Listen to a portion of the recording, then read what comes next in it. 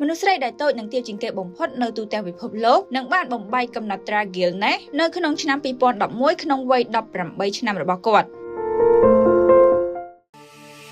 សម្លេងអនាម័យ Hanna ស្ដើងទន់មិនលេចជ្រាបប្រើប្រាស់បច្ចេកវិទ្យា 3D ស្រូបទឹកបានល្អផ្ដល់ភាពស្រទន់ដល់ស្បែក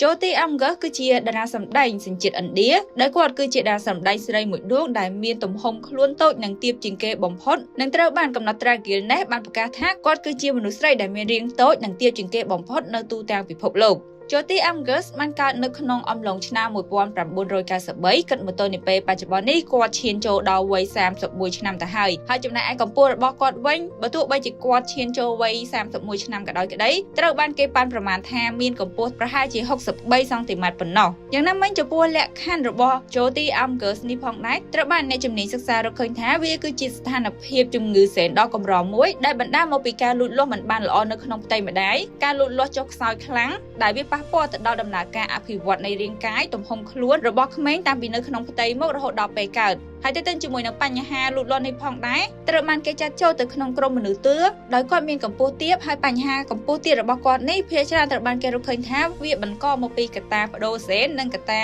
ដំណពូជដែលគាត់ទទួលបានពីខ្សែស្រឡាយរបស់គាត់